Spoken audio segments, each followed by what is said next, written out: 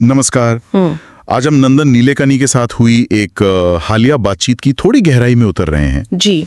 Focus है भारत में artificial intelligence मतलब एआई का भविष्य और हम सब पर इसका क्या असर पड़ेगा। हाँ, काफी महत्वपूर्ण विषय है आजकल। हमारे पास उनका एक डिटेल्ड इंटरव्यू है, तो चलिए देखते हैं इसमें से मुख्य बातें क्या निकलती हैं। नीलेकनी शुरू में ही एक काफी दिलचस्प बात कहते हैं।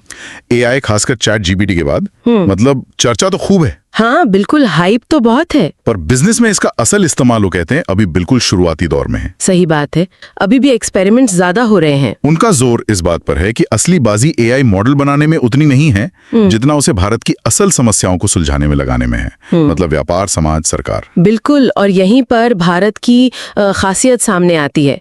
जैसे नीलेकनी का तर्क है कि जैसे हमने आधार और यूपीआई को बड़े पैमाने पर लागू किया, हाँ वो स्केल तो कमाल का था, वैसा ही हम एआई के साथ भी कर सकते हैं। हमारे पास वो प्रतिभा है, वो क्षमता है और जनसंख्या के स्तर पर समाधान बनाने का अनुभव भी है। तो लक्ष्य ये है कि एआई सिर्फ कुछ लोगों तक सीमित न रहे। हाँ बिल्कुल, लक्ष्य ये है कि एआई इतना सस्ता और इतना आसान हो कि मतलब गांव का किसान भी उसका फायदा उठा सके। लेकिन यहाँ एक बहुत बड़ी रुकावट आती है, भाषा। हाँ वो तो है। भारत में 22 तो ऑफिशियल भाषाएं हैं और फिर बोलियां तो सैकड़ों हैं। हाँ। एआई कैसे समझेगा सबको? बिल्कुल सही सवाल है। और इसी चुनौती से निपटने के लिए आईआईटी मद्रास का एक प्रोजेक्ट है, एआई फॉर भारत। अच्छा। वो लोग भारतीय भाषाओं का सबसे बड़ा डेटाबेस बना रहे हैं। हाँ। अब सोचिए, किसान अपनी बोली में, मान लीजिए भोजपुरी में, हाँ। फोन से बात करके खेती की सलाह ले पाए। ये कितना बड़ा बदलाव होगा। कमाल की बात है। और इसी दिशा में एक और कदम है, एनपीसीआई जो यूपीआई चलाती है। जी। उन्होंने यूपीआई पर आवाज से पेमेंट करने की सुविधा शुरू की है। हाँ, वॉइस पेमेंट्स, ये तो बहुत सुविधाजनक हो सकता है। ये छोटे छोटे कदम है, पर ये बड़े बदलाव ला सकते हैं पहुंच के मामले में। और सरकार भी कुछ कर रही है इस दिशा में, ना? जरूर।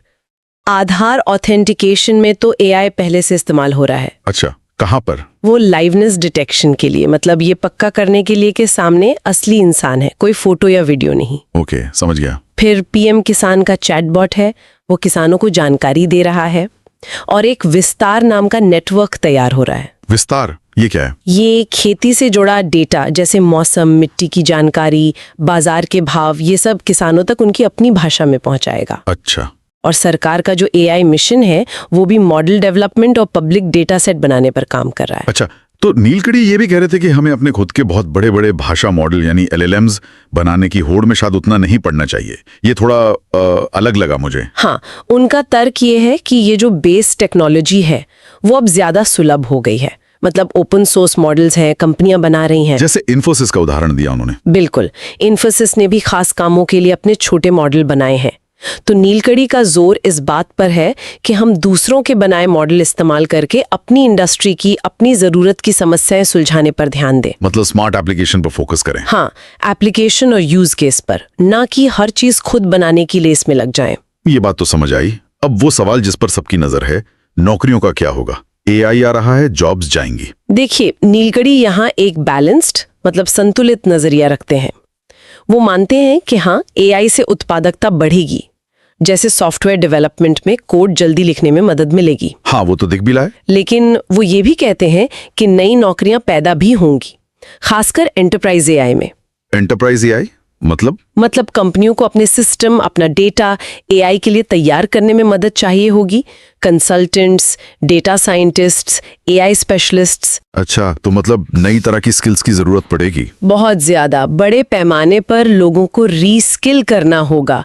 और यहाँ दिलचस्प बात यह है कि कौन सी स्किल्स ज्यादा जरूरी होंगी। हाँ, ये बताइए। नीलेकनी कहते हैं मानवीय कौशल, जैसे लीडरशिप, टीम वर्क, सहानुभूति। और दूसरी चीज फर्स्ट प्रिंसिपल्स थिंकिंग। मतलब समस्या की जड़ तक जाना। बिल्कुल, क्योंकि जो बीच के रूटीन काम है वो शायद एआई कर लेगा। तो जो चीजें मशीन नहीं कर सकती, क्रिएटिविटी, प्रॉब्लम सॉल्विंग, इंसानियत, वो ज्यादा महत्वपूर्ण हो जाएंगी। ये तो हुई काम करने वालों की बात। बच्चों की शिक्षा में एआई का क्या रोल देखते हैं वो? उनका ध्यान खास तौर पर उन बच्चों पर है जो मतलब बेसिक रीडिंग, राइटिंग या मैथ्स में पीछे रह जाते हैं। हाँ, लर्निंग गैप्स। जी, एआई उनकी कमियों को बहुत बारीकी से समझ सकता है और उन्हें पर्सनलाइज्ड प्रैक्टिस दे सकता है। एक तरह का डिजिटल ट्यूटर जो हर बच्चे को उसकी रफ्तार से सीखने में मदद करे। ताकि कोई पीछे ना छूटे। बिल्कुल। इंटरव्यू में कुछ और भविष्य की तकनीकों का भी जिक्र था शायद। हाँ, उन्होंने कुछ और चीजों का जिक्र किया, जैसे डिजिटल एनर्जी ग्रिड्स जो बिजली के वितरण को और एफिशिएंट बनाएंगे। ओके। संपत्ति का टोकनाइजेशन, खास पर जमीन। सोचिए, जमीन के मालिकाना हक को डिजिटल टोकन में बदलना कितना कुछ आसान कर सकता हाँ, है। ये तो बहुत बड़ा बदलाव हो सकता है प्रॉपर्टी मार्केट में। एग्जैक्टली। और हाई परफॉर्मेंस बिल्डिंग्स जो एनर्जी एफिशिएंट हो, पर्यावरण के लिए बेहतर हो। तो एआई के साथ साथ ये सब बदलाव भी आ रहे हैं। लेकिन एआई को लेकर कुछ चिंताएं भी तो होंगी। सब इतना अच्छा तो नहीं हो सकता है। बिल्कुल है, और नीलेकणी ने उन्हें नजरअंदाज नहीं किया। सबसे पहली बात है सटीकता, मतलब एक्यूरेसी।